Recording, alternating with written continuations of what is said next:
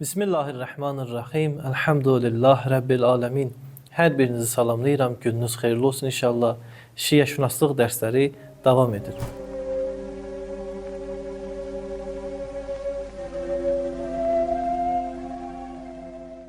Elmi və tarixi məsələləri doğru düzgün təsnif etmək, nəticəni doğru düzgün çıxartmağa səbəb olur. Əgər biz elmi və tarixi məsələlərdə müqəddimələri doğru düzgün öz yerində təhlil etməsək, təbii olaraq aldığımız nəticə də yanlış olacaqdır. Ümumi insanların və hətta deyərdim elm adamlarının zehnində belə təsəvvür yaranıb ki, Həzrət Peyğəmbər Allahın ona və ailəsinə salam və salavatı olsun, vəfat etdikdən sonra İslam dünyasında iki məzhəb ortaya çıxdı. Bu məzhəbin biri oldu Şiə məzhəbi, digər məzhəb oldu Əhl-i Sünnə. Yəni sanki o Həzrət vəfat etdikdən sonra İslam dünyası iki hissəyə ayrıldı. Bir dəstə adlandırıldı Əhl-i Sünnə, bir dəstə adlandırıldı Şiə.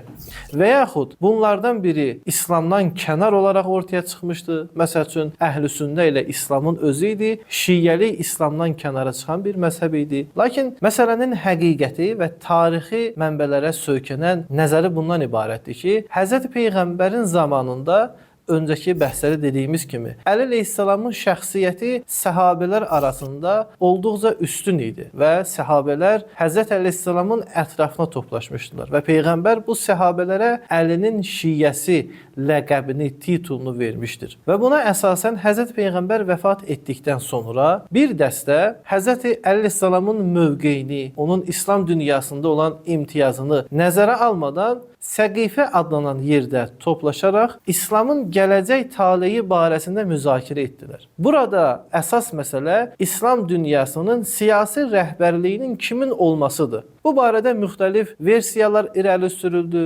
Ənsardan olan şəxslər dedi ki, bizdən olmalıdır. Eyni zamanda mühacirlərdən olan şəxs dedi ki, bizdən olmalıdır. Başqa bir qrup dedi ki, ənsardan bir şəxs olsun, mühacirlərdən bir şəxs olsun. Hər halda siyasi rəhbərlik barəsində ixtilaf düşdü və nəticə Əbu Bəkir adlı bir şəxsin İslam dünyasının siyasi rəhbər olması ilə nəticələndi. Bu dönəmdə, yəni Həzrət Peyğəmbərin vəfatı dönəmində Əli əleyhissalam və bir çox səhabələr Peyğəmbərin dəfn mərasimi ilə məşğul idilər və bu baş verən olaylardan demək olar ki, xəbərsiz idilər. Niyə görə? Çünki Əli əleyhissalam və digər səhabələr heç bir formada müsəlmanların belə bir işə əl atacağını gözləmirdilər. Çünki Həzrət Peyğəmbər zamanında artıq həm İslamın siyasi rəhbərliyinin kimin əlində olmasını təqdim etmişdi, həm də İslamın elmi məsələlərdə müsəlmanların kimə müraciət etmələrini vurğulamışdı. Bu şəxs heç şübhəsiz Həzrət Əli əleyhissalam idi. Hər bir halda Əli əleyhissalamın siyasi rəhbərliyi bu şəxslər tərəfindən qəsb olundu. Baxın, Həzrət Peyğəmbərin vəfatından sonra artıq iki formada İslam təqdim olundu. O İslamın birincisi Həzrət Əli əleyhissalam idi, ikincisi isə Həzrət Əli əleyhissalamın qarşısında dayanan şəxslər. İndi bu dayanan şəxslər kim olur? Olsun, bizim onunla işimiz yoxdur.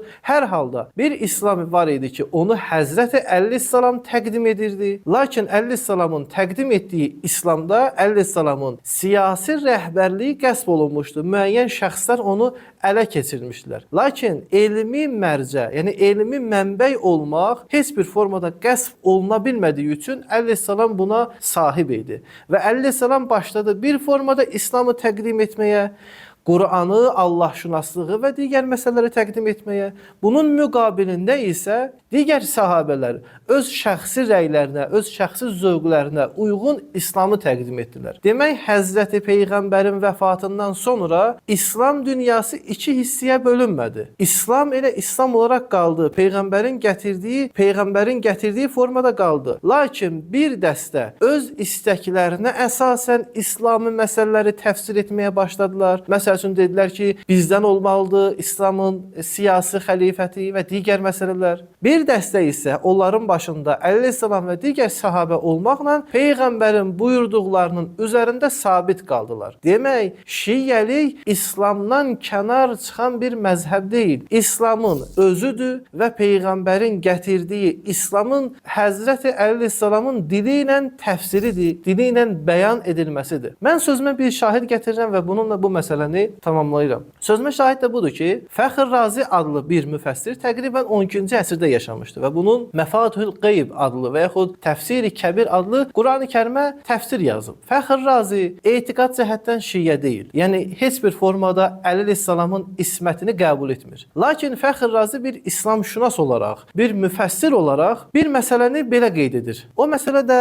Fəxr Razinin Fatihə surəsinin təfsirində yer alır. Bildiyiniz kimi fiqhdə bu məsələ var ki, biz namazda Bismillahirrahmanirrahimi ucadan deyək, yoxsa bunu ahəstə deyək, yavaş deyək. Bu məsələ fiqh kitablarında geniş formada müzakirə edilmişdir. Bəzi səhabələr, bəzi şəxslər bu məsələni, yəni Bismillahı namazda deməyi, ahəstə deməyi qəbul etmişdilər. Lakin Fəxr Razi deyir ki, Əli əleyhissalamın sirəsi, davranışı budur ki, Əli əleyhissalam həmişə namazda Bismillahirrahmanirrahimi ucadan deyirmiş. Fəxr Razinin ibarəti beləncə idi. Və əmmə ənə Ali ibn Əbi Talib raziyallahu anhu kana yechharu bit-təsmiyyəti fəqəd səbətə bit-təvatur. Lakin Əli əleyhissalamın namazda Bismillahirrahmanirrahimi ucadan deməsi olduqca məşhurdur. Və mən iqtada fi dinihi bi Ali ibn Əbi Talib fəqət ihtəda. Hər kim dini məsələlərdə Əli ibn Əbi Talibə iqtida etsə, ona tabi olsa, qətən belə bir şəxs hidayət olmuşdur. Fəxr Razi deyir ki, nəyə əsasən biz Əli ibn Əbi Talibə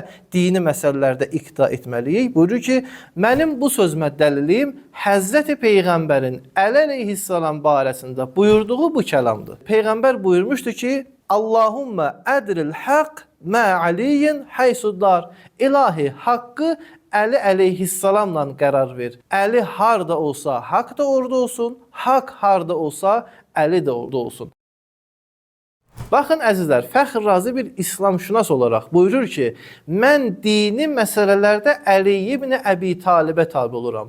Ondan başqa səhabələr nə deyir desinlər, özləri üçün deyirlər. Nəticə olaraq bunu demək istəyirəm ki, Əli əleyhissalamın siyasi rəhbərliyi qəsb olsa da müəyyən şəxslər tərəfindən, müəyyən səbəblərdən də, lakin heç bir zaman Əli əleyhissalamın elmi qəsb olmamışdı. Demək, şiə bu etiqadda və bu düşüncədə ki, Peyğəmbərdən sonra hər bir şəxs öz dini məsələlərini Həzrəti Əli və onun övladlarından almalılar və Həzrəti Əli və onun övladlarının bir neçə dini məsuliyyət və vəzifələri var. Onlardan biri siyasi rəhbərlikdir. İnsanlara, müsəlmanlara bunlar hökm etməlidir. Lakin bu qəsb olsa da Əhl-i Beytin, Əli əleyhissalamın və onun övladlarının dini mərcə olması heç bir formada qəsb olunması, aradan gedəsi bir məsələ deyil. Əzizlər, deməli bizim İslamın iki formada təqdimatı var. İki formada oxunuşu var. Biri Həzrəti Əli və onun övladlarının təqdim etdiyi İslam. İkinci İslam isə Əli əleyhissalamın qarşısında dayanan şəxslər, dayanan səhabələrin təqdim etdiyi İslam. Demək, Peyğəmbərin vəfatından sonra İslam dünyasında iki məzhəb yaranmamışdı. Bir məzhəb öz şəxsi fikirlərinə, öz şəxsi zövqlərinə əsasən İslamı təfsir etməyə başlamışdılar. Əssalamu aleykum və rəhmətullahi və bərəkət.